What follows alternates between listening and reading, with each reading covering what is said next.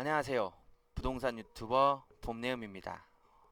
이번 시간에는 영등포구 양평동의 양평동 한신휴 플러스를 분석하는 시간을 가져보도록 하겠습니다. 목차를 보겠습니다.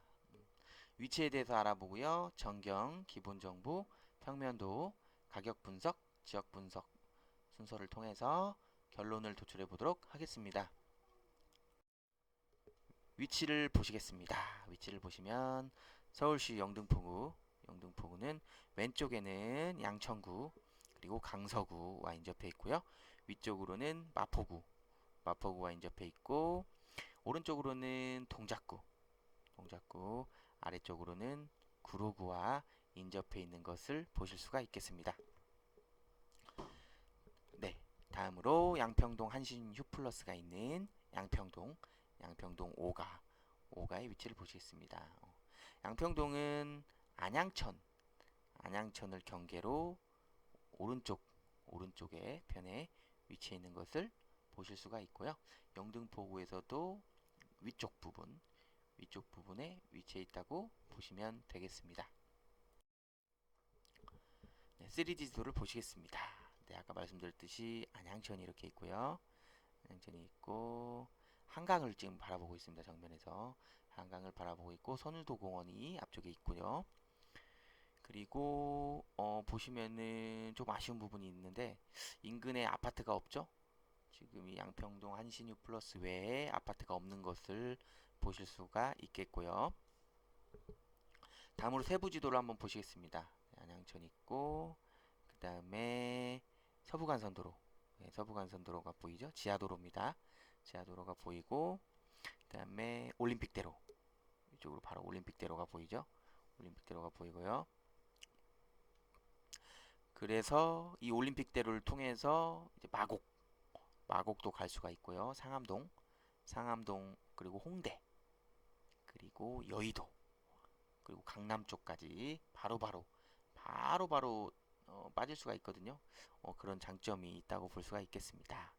그리고 아래쪽으로 바로 선유도역 9호선 선유도역이 바로 보이고요.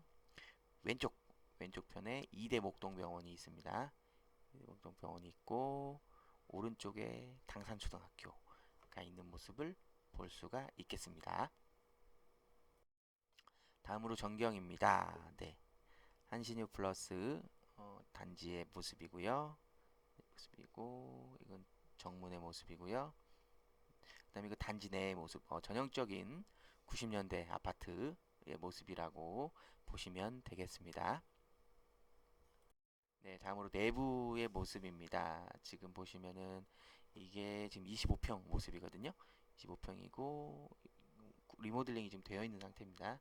그리고 발코니 모습, 주방의 모습, 네. 그리고 이거 방 복도 통로의 모습입니다. 다음으로 기본 정보를 살펴보겠습니다. 네, 양평동 한신유 플러스는 양평동에 위치해 있고요. 1996년식이고요.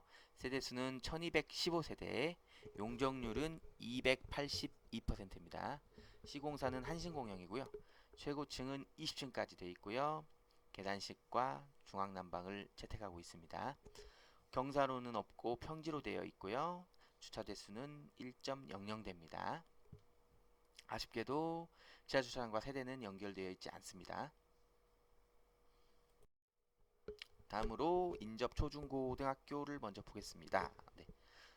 초등학교 같은 경우는 서울 당산초등학교 보시면은 지금 학군지 판별로 해가지고 S등급은 빨간색, A등급은 파란색, B등급은 검정색, C등급은 보라색, 신축은 녹색으로 표시를 해놨습니다. 밑에 그 내용을 참고해 주시고요. 초등학교는 서울 당산초, 중학교는 선유중, 고등학교는 선유고등학교가 인접해 있고요. 보시면은 초등학교 학군은 좋지만 중학교 이렇게 고등학교로 가면서 특히 고등학교의 학군이 좋지 않은 것을 보실 수가 있겠고요. 초등학교는 아쉽게도 300m 이내에는 위치해 있지 않는 것을 볼 수가 있고요. 그리고 9호선 선유도가 600m 이내에 위치해 있습니다. 여기는 학원가가 없습니다. 밀집 학원가는 없는 것으로 나타났고요. 그리고 병원은 아까 보셨지만 이대 목동병원, 그리고 이화여대 의과대학 부속병원 이렇게 있는 것을 보실 수가 있겠습니다.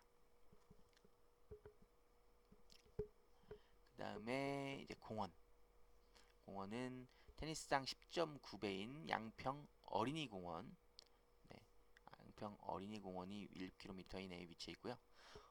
단점을 한번 살펴보면 아까 보셨죠? 아파트가 한신유 플러스밖에 없는 거 보셨다시피 인근에 빌라나 원룸촌이 밀집되어 있고 역세권임에도 약간 외곽 느낌이 있다.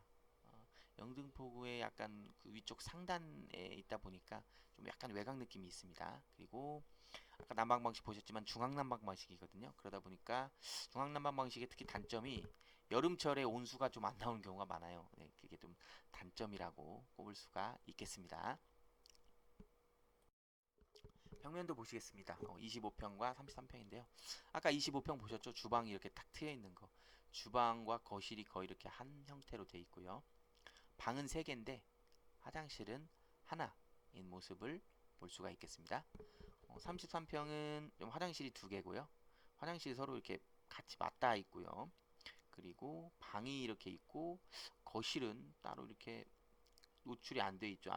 앞면이 이렇게 트여 있지 않은 모습을 볼 수가 있겠습니다. 그리고 방 하나가 더 있고요. 이렇게 방 3개에 거실 그리고 화장실 2개 모습을 볼 수가 있겠습니다. 전형적인 좀 옛날 구조가 아닌가 싶습니다. 다음으로 가격 분석입니다. 33평형 기준으로 한번 보겠습니다. 33평형 기준 매매 최고가와 전세 최고가를 보시겠습니다. 네, 매매 최고가는 13억 2천만 원이고요. 전세 최고가는 7억 5천만 원입니다. 참고로 33평형의 세대수는 1215세대 중 605세대고요. 전체 평형의 2024년도 6월 말 기준의 매매 전세 건수를 보면 실거래 건수부터 보겠습니다. 22년도에는 11건, 0.9%, 전체 세대 대비 0.9%고요. 2023년도에는 28건, 2.3%, 2024년도에는 26건으로 2.1%에 해당한다고 보시면 되겠습니다. 그리고 전세 건수입니다. 2022년도에는 126건, 10.4%고요.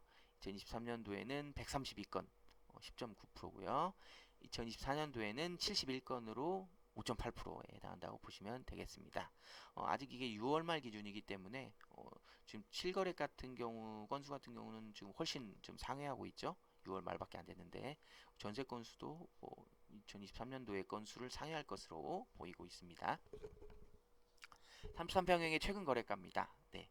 지금 7월에 3건이 있었고요. 8월에 1건이 있었는데 7월에는 11억 그리고 8월에는 11억 2천만 원으로 한 달 사이에 2천만 원이 상승한 것을 볼 수가 있겠습니다. 네. 올해 초에 지금 최저가까지 내려갔다가 올해 초부터 이후로부터 해가지고 좀 서서히 가격이 지금 상승하고 있는 것을 볼 수가 있겠습니다. 다음으로 33평형의 KB 시세와 호가입니다. KB 시세 같은 경우는 10억 9천만 원이고요. 최고 호가는 12억 7천만 원, 최저 호가는 10억 5천만 원을 볼 수가 있겠습니다. 네, 아직 지금 정고점에는 아직 조금 더 있어야 되는 것으로 보이고 있습니다. 다음으로 지역 분석입니다. 네, 영등포구의 특징, 그리고 영등포구의 거래 지수, 그리고 양평동의 특징을 알아보도록 하겠습니다. 네, 영등포구의 면적은 24.55제곱킬로미터로 서울시 면적의 4.1%고요. 그 다음에 인구는 37만 5,109명으로 서울시 인구의 4%에 해당됩니다. 영등포구에서 인접한 지하철역은 1호선, 2호선, 5호선, 7호선, 9호선, 신림선이 있습니다. 그리고 인근 병원 같은 경우 한림대 강남성심병원, 가톨릭대 여의도성모병원, 성해병원, 명지성모병원, 대림성모병원, 한림대 한강성심병원이 인근에 위치해 있습니다. 굉장히 많은 병원이 있죠. 그리고 학원 가게수 경우는 853개입니다.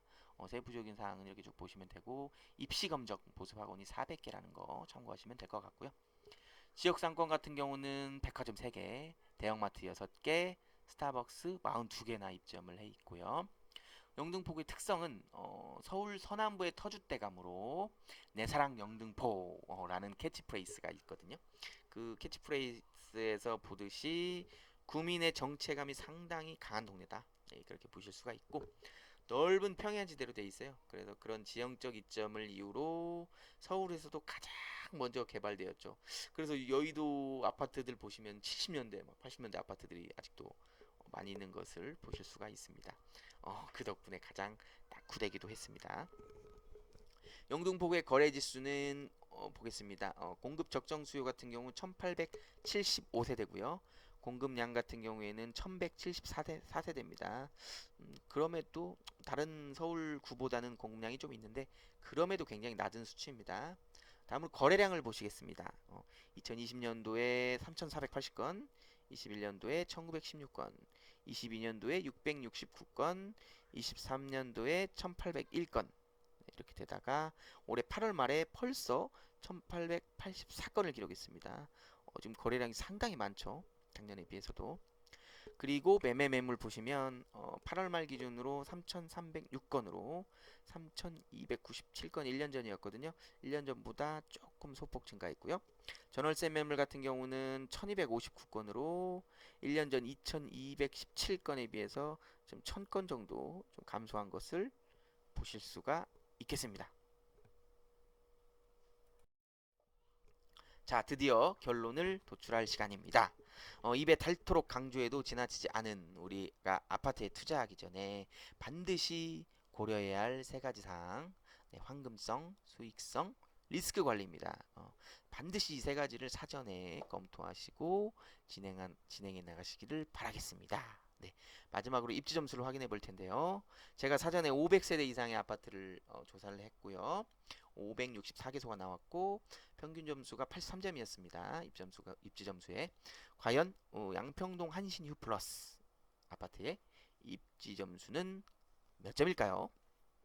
두구두구두구두구두구두구두구두구두구두구두구두구두구두구두구두구두구 네, 바로 83점이었습니다.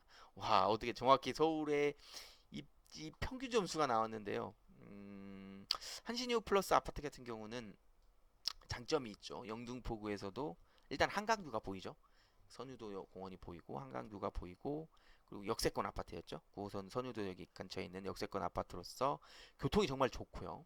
교통이 정말 좋고 어, 아무래도 근처에 빌라촌이 좀 많다는 거 빼고는 정말 살기 좋은 아파트가 아닐까 네, 생각합니다. 네. 지금까지 긴 시간 동안 양평동 한신유 플러스 분석 영상을 시청해 주셔서 감사합니다. 다음 이 시간에 뵐게요. 그때까지 안녕.